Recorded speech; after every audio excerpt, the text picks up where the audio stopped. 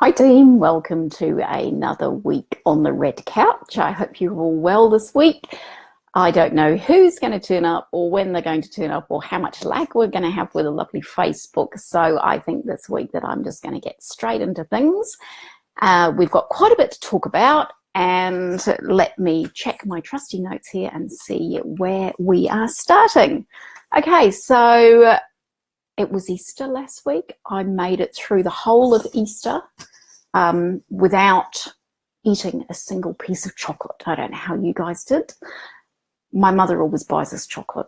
She has done ever since I've been knee-high to the proverbial grasshopper. This year she phoned up and she said, I'm not getting chocolate this year. And I was like, I think I'm okay with that because I don't actually buy chocolate for myself. I'm one of those people who has had to give up a number of things in her lifetime to stay healthy, and we can talk about that maybe another day. And as I get older and become a woman of a certain age, things get a little bit tricky, and chocolate is not one of those things that I should be eating as much as I love it. So anyway, I was quite pleased to get through the whole of the weekend without eating any chocolate. No chocolate hangovers, no sugar hangovers, no sugar rushes, none of that stuff we're dealing with. Anyway, I'm no saint, but I certainly felt a little bit better for all of that.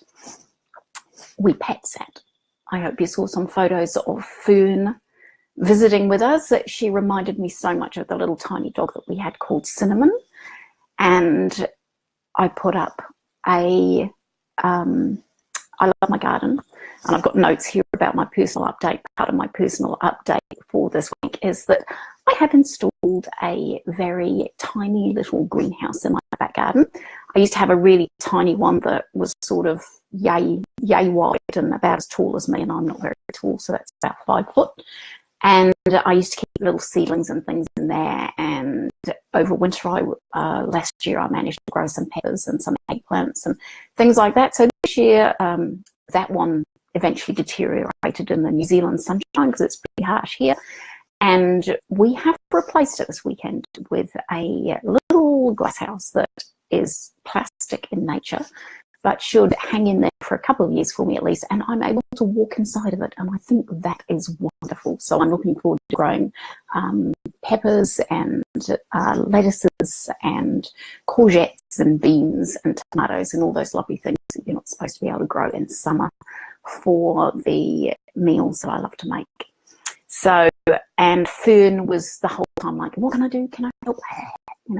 Can I come and help you pick this up? And can I put that pole in there? And that was why she reminded me so much of Cinnamon, because Cinnamon was that kind of a dog, into everything and helping out. Whereas Bruno, our golden retriever, is a bit of a stoner dog. He probably spent a little bit too long in the kennels, I think, as a youngster, and nothing phases him. And he was just like, yeah, he's not one of those, can I get involved? What can I do? Can I help kind of dogs? So, yeah. So, on to this week's winners, those lovely ladies on the red couch who are being helpful and happy and making the red couch group a wonderful place for people to come and stay.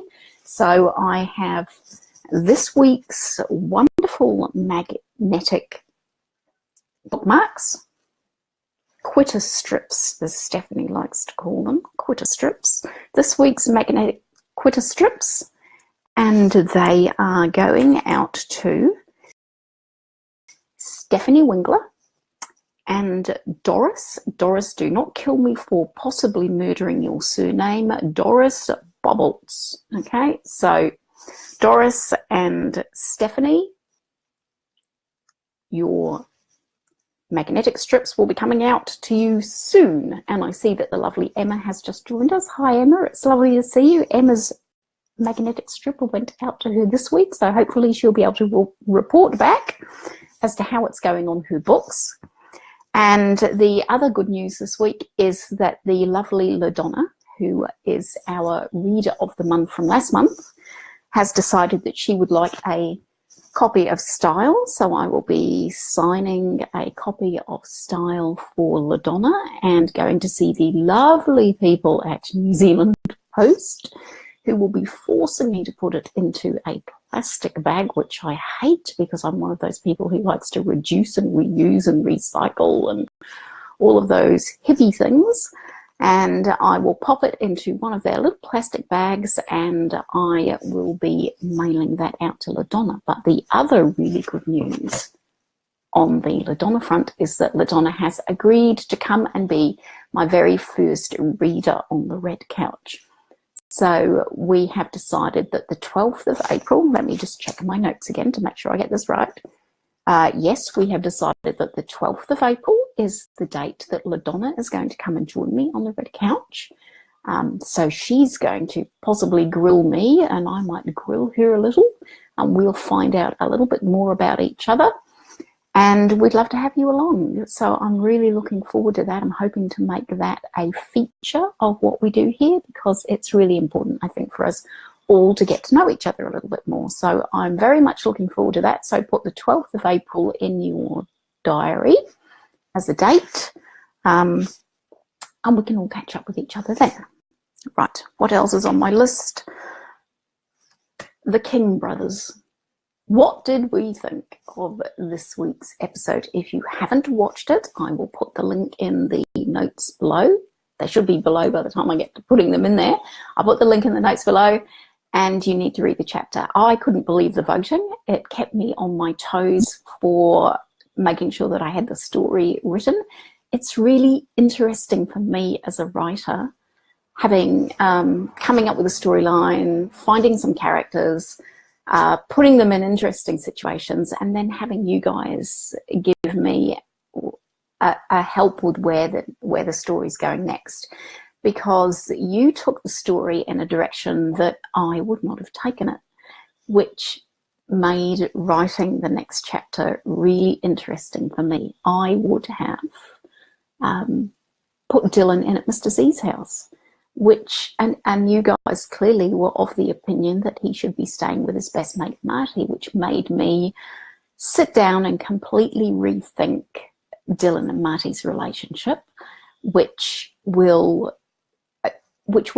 know will deepen the story, will definitely deepen their characters, and has given me so much more to think about going forward than I would have thought about previously. So this is being a fascinating experience for me, and I'm loving having you guys along and you guys along helping. So if you haven't voted this week, go and have a look at where the story needs to go this week. And I can tell you that I think there's a large percentage of you who have decided that the choice is far too hard and you're going to leave the decision to me. So what I'm saying now is, don't always leave the decision to me, even if I try and pike and give you that option. I would encourage you to make a decision yourself about where you want the story to go. And I spent some time studying with Donald Mass years ago, who's a New York agent, and he came out to New Zealand and we had lectures and I read lots of his books. And one of the things that he always used to say was, you know, make it hard for your characters. So Emma's just said it's so interesting to see where it's going to go. I so agree.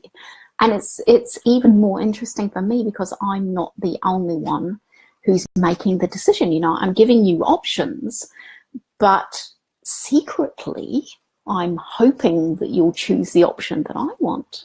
And last week you clearly didn't. And that made it really interesting for me. I think the good thing is that I can see a little bit early on which way you're going, which gives me a little bit of time. But then, as I said last week, the voting shifted at the end of the voting period. And I think you've got 48, 72 hours to vote. You haven't got a long time. That's simply because I need to write the next episode and do everything else that I have to do. But it's still, with early voting, I think it gives me an indication of where it's going to go. And then last week just went whoop and whipped around the other way on its head. So I'm hoping that that's not going to happen this week because I have been writing away. And I can tell you that you're going to get some of the story next week in Destiny's point of view. So you're going to get to know Destiny a little bit more. And then I was thinking perhaps a week after that, we might spend some time in Marty's head. And I have great plans for new band members to come as well. So there's going to be people to get to know as the story develops. And I originally anticipated, I think, that maybe this would go on for something like 12 weeks. But if we start getting deeper into this story and we start enjoying it more and we're having fun, we can just let it run on for as long as we need it to. If you're having fun and I'm enjoying writing it and we're creating together and everybody's being entertained, which is the whole object of the exercise, then I don't see any reason why we should pull it in 12 weeks. But we shall see where we go over the weeks and exactly what you want to do, where you want to go with the story. Emma said it was so hard to decide. Yes, I know. I was writing the questions going, it's not just hard for you to decide, Emma, it's hard for me to decide as the writer. But then, I say again, I go back to what people who have been coaching me for writing over the years say, which is make it hard, go with the tough decision. Have 3 or 4 choices and then see if you can find a 5th. So, you can suggest other options as well. I'm open to suggestions as to where you want the story to go. So we are definitely having some fun with this and we're going to have some more fun with it. Okay, so what else have I got to tell you? I've told you about my glass house. Strike has come. Stroke is coming. I'm going to put up a call for advanced readers very soon for that. We are in the final stages of getting everything ready for a release this month. So that is going to be exciting. We have all decided that we love the cover. I've decided that I'm totally in love with the man himself. So hopefully you guys will decide that that is the case too when you get around to reading. So if you would like an advanced copy of the book and you would like to, in exchange for that, put up an honest review of the story, just look out for the sign-up notice, which I will have around, and I can arrange for that to come to you so you get to read the story before anybody else because you're special. And that's why we have a special little group on the Red Couch as well, so that people in there get some special bits and pieces. Okay. So I'm past the 10-minute mark, which I think is a good spot for us to be in. I have told you all my news for this week. Nancy has just popped in. It's lovely to see you, Nancy. Thank you for the thumbs up. I was just about to wrap it up, Nancy, so if you've got any quick questions before I go, you should type them out quickly. But other than that, I am heading on my way because I have some more words to write. What did I write? I wrote 500 words this morning before I even put my feet on the floor. I do love sitting in bed and writing. It's part of my process. It's another writer I'm thinking about who I enjoy reading, an Irish chick lit writer whose name escapes me at the moment. She writes in bed in her PJs in the morning, and I always thought that that was just the most amazing thing to be able to do that. And I spend an awful lot of time sitting in my bed in the morning, writing my stories. And we talked a little bit about my writing process last week, but part of that wonderful process and part of the joy of not having to get in a car and go down the road to work is that I can do things when I want to do them, which also means sometimes that I don't do them at all, which is pretty tough. It's lovely to see you too, Nancy. Marion Keys, Emma, thank you very much. Yes, she is the lovely lady who writes in her pajamas in bed. I love her stories. I read a lovely story of hers years ago called Rachel's Holiday, which turned me on to reading her stuff. And yes, I always thought I was working hard in a legal office when I was reading Marion Keys, thinking, man, that woman has the life. I really want to have the life that she's got. And some mornings now, when I sit in bed with my cup of coffee, as I said to somebody this morning, I don't drink much coffee, but it's one of the things that I am not giving up, and you will pull my 2 cups of coffee from my dead cold hands. When I was sitting in bed this morning, drinking my coffee and writing my words, I took a moment to be grateful, because it is because of lovely people like you that I can do that. And I'm very, very grateful that you come and support me, that you spend the time reading my books, that you are a part of my life. And it's great to have been here again with you this week. So don't forget, next week we have got LaDonna with me here on the couch. Think of evil questions that you want to ask the two of us. And we will look forward to seeing you both then. Until next week, have a lovely weekend. Take care wherever you are. Stay safe. Remember to smile every day and look on the bright side. Bye-bye.